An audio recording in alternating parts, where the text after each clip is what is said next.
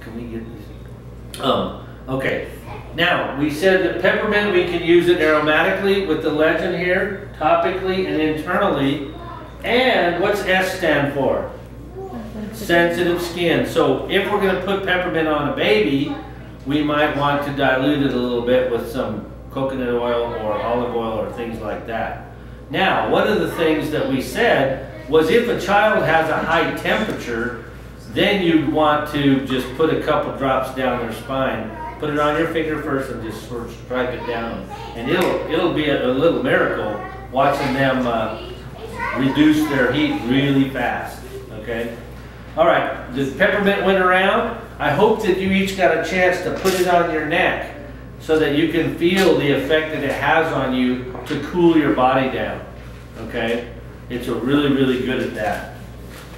All right, let's go to another fun oil. This one's kind of fun. It's called Melaleuca. And Melaleuca is first aid for your skin. This is a product that does wonderful things. Tammy's passing that one around again. And let's apply it, smell it. If you have an itch or any kind of skin blemish, like a psoriasis or an eczema or a zit or something that's just bugging you, put a drop on your finger and then wipe that area on your skin. And it does great for skin problems. Now, what's amazing is this is a oil from a tree in Australia. It's called the Melaleuca tree or tea tree. And this particular tree has never ever grown a fungus on its bark. Now, many trees have parasites and funguses and all kinds of problems that show up on the bark of those trees. Well, this oil happens to be a killer. It just is death on funguses. So it does a wonderful thing. If we have a person that we're working with who has a fungus, let's say athlete's foot, this stuff's fabulous for athlete's foot.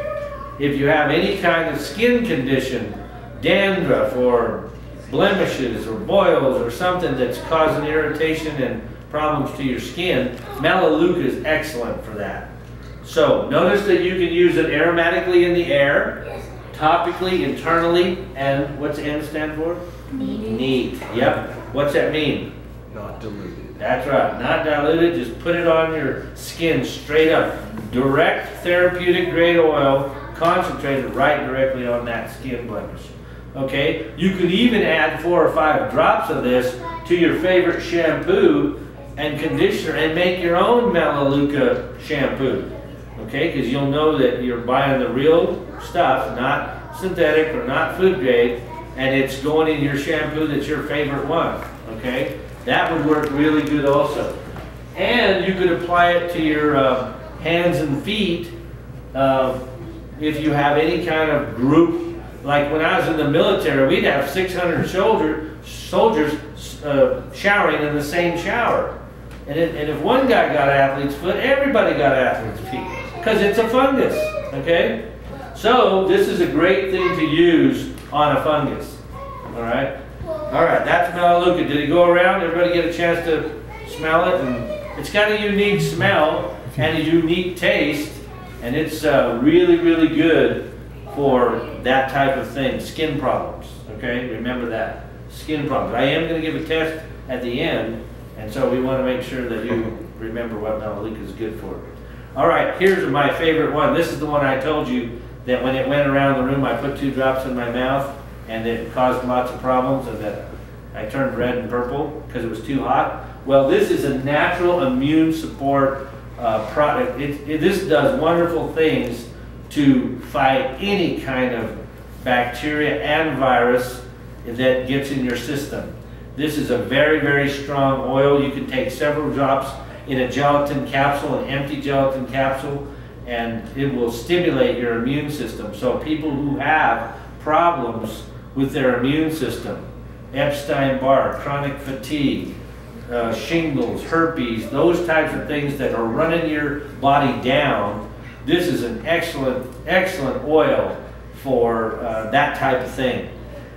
You can dilute it and apply it to the bottom of adults' feet, child's feet, and it'll just, by putting it on your feet, it goes into your bloodstream and does wonderful things to help your bud.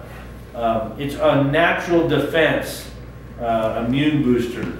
It's also used internally to clean your gastrointestinal system. Did you know that today almost the entire veterinarian community makes a living just treating heartworms, roundworms, pinworms to animals, like a cat or a dog?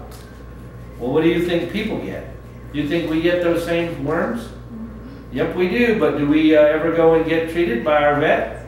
Nope, we don't get treated. So this type of oil right here, let me tell you, if you take this oil, I have a friend that the other day she found a stray cat, and the cat was very, very weak and hungry, and doesn't look like nobody taking care of that cat. Maybe got lost or something, but it was full of worms, and she could see them in their eyes and rectum, and they were just, oh, it was horrible. And she said she put 1 drop of oregano on that cat's paw, and the minute it licked that paw, it was so strong that all the worms in that cat's body were all over the place, the sidewalk. She said it was just horrible. But that cat, 3 or 4 days later, she said the cat was eating, had an appetite, got well, got healthy, and just from 1 little drop of oregano. So you can imagine what it would do for people if we learn to do this as a natural immune booster for ourselves, to cleanse our gastrointestinal system by taking a drop of this stuff once in a while. Okay, so oregano is a wonderful product. Notice what it says: aromatically, topically, internally, and what's D stand for? Diluted. It's really, really hot. Now, when we pass that bottle around, if any of you are brave, don't take a drop, but just touch your finger to the top of the open bottle like this. Just barely touch the top of that and lick it if you want, your hand, and you will get an idea of how hot this oil is. It is extremely warm, okay? And so just barely touching the rim on that would help you get an inkling. Now, somebody said to me, well, if this is real oregano, could you cook with it? And the answer is absolutely, but remember, in order for you to make this little bottle, it probably took hundreds of pounds of oregano. So the concentration is huge. I had a person tell me the other day they had a bunch of friends coming over, they made a big pot of spaghetti, and they put 1 drop of this oregano in that big pot of spaghetti and ruined it because it was too strong. That 1 drop was too strong. So here's how you would do it. Take a toothpick, put the toothpick in there and just barely touch the toothpick to it, and then use the toothpick in the top of your spaghetti sauce. We have basil, marjoram, tarragon, we got all kinds of spice oils, and you could do it, but just use a tiny little toothpick tip full, and it will do a wonderful thing as if though you were shaking the spices of oregano on top of that spaghetti and doing it. But it is the exact same oil that's in those spices, so you could use it that way.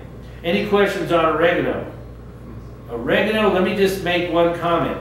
If we had a disaster like an earthquake or something in Utah, here where we live, and I only could grab 1 oil and throw it in my pocket and run out the door, I would probably grab oregano. Because oregano is wonderful for bacteria and germs, funguses and yeasts and all kinds of problems. And whenever there's any kind of disaster, it seems like it'll affect the water system, it'll affect heat, it'll affect everything.